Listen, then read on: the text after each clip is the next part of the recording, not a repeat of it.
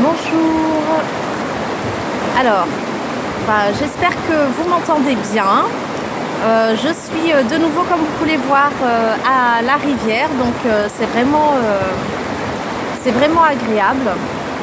Et puis, je voulais vous montrer des paysages un petit peu différents. Mais les choses ont voulu autrement, parce que là, je vois, il y a des policiers avec des chiens. Donc, je sais pas ce qui se passe, mais du coup, je vais le faire quand même ici. Je vous fais profiter un petit peu du bruit de la rivière et du paysage. En plus, il fait super beau ici. Donc en fait, je reviens vers vous parce que ça fait un petit moment que j'avais un message à passer, mais que je trouvais jamais le temps. Et comme les choses sont quand même bien faites et que c'est justement ce qu'on nous demande là en ce moment de lâcher prise, de suivre le flot. Et du coup, c'est ce que j'ai fait. Et aujourd'hui, j'ai la deuxième partie du message, donc ça tombe bien. En fait, la semaine dernière, j'ai fait un rêve très particulier, bizarre. Et surtout que ces derniers temps, c'est très rare que je me souvienne de mes rêves. Mais là, je me suis levée, je me suis réveillée. J'avais l'impression d'être encore dans le rêve, donc un petit peu tendue parce que c'était presque un cauchemar. Et en fait, dans ce rêve, j'étais en voiture avec d'autres personnes que là je ne vois pas qui c'est. Et en fait, on s'est rendu compte, on avait un gros morceau de viande dans notre voiture. Et au moment où je déballe le paquet, on se rend compte qu'en fait, devant nous, il y avait une autre voiture avec un loup-garou.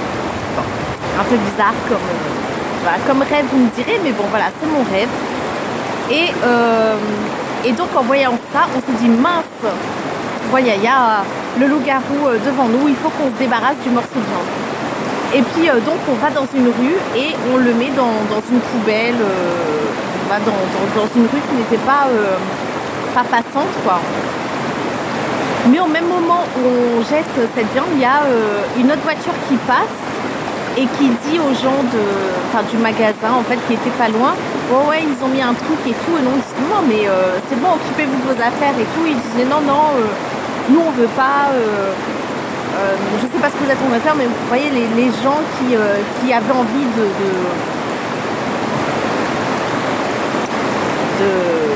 faire suer.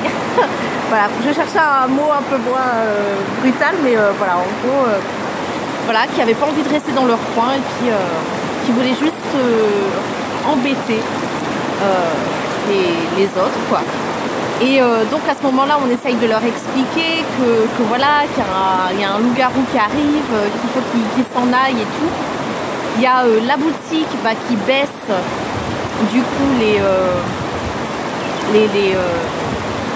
le rideau de fer.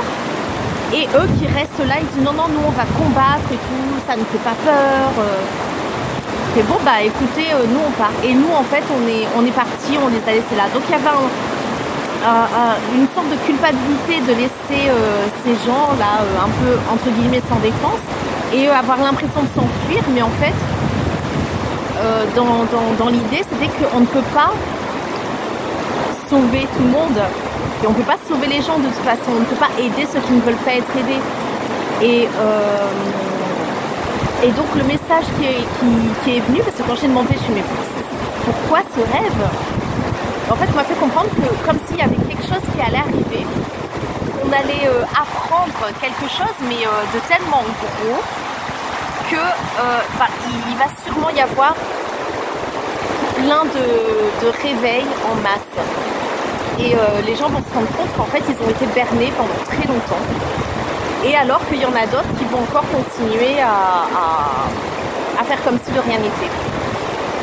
Et donc voilà, ça c'était il y a plusieurs jours. Et puis ce matin, je viens à la rivière et là, donc je me pose, je me centre, etc. Et je vois en fait comme un cercle comme ça, divisé en 3 parties.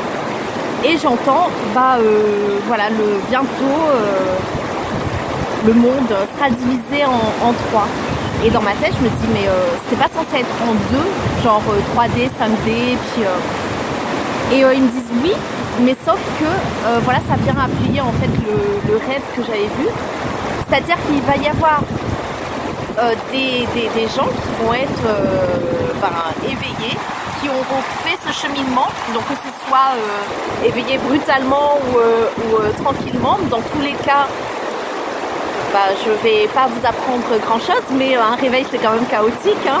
On passe par des montagnes russes, il faut vraiment aller en profondeur, etc.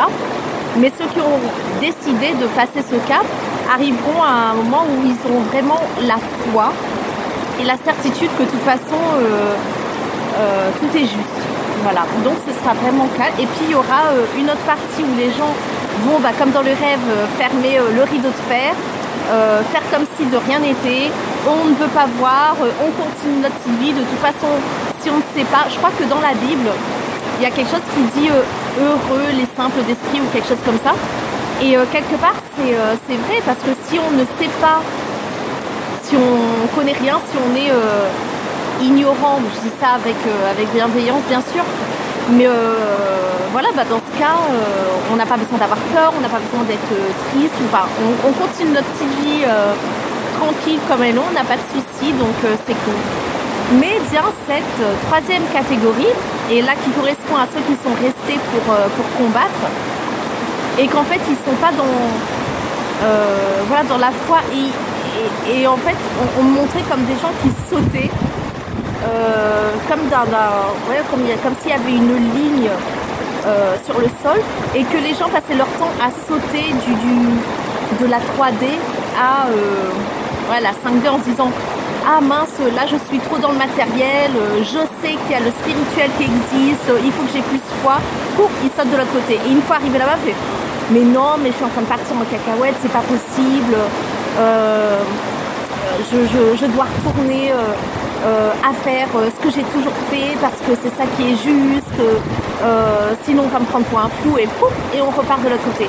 Et en fait, ce qu'on montre, c'est que ces gens-là, ce qu'on fait comprendre en tout cas, c'est que ces gens-là, c'est eux qui vont avoir le plus de difficultés finalement, parce qu'ils vont avoir beaucoup de mal à choisir et ils vont vivre constamment dans la peur. Donc que ce soit la peur du spirituel ou la peur de la matière, de la 3D, etc.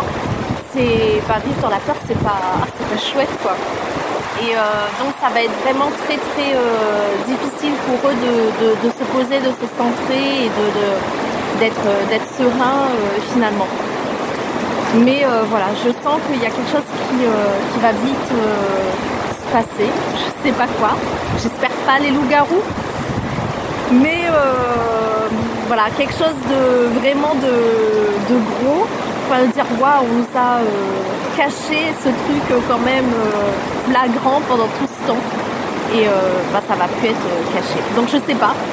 Je n'aime pas faire des sortes de prédictions, des trucs comme ça, mais bon, là je le ressens tellement fort que voilà, il fallait que je partage. Donc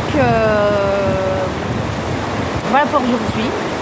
Donc essayez de lâcher prise aussi, de laisser couler. Si les choses ne se passent pas comme prévu, c'est que c'est juste comme ça, c'est qu'il y a quelque chose d'autre qui doit arriver derrière.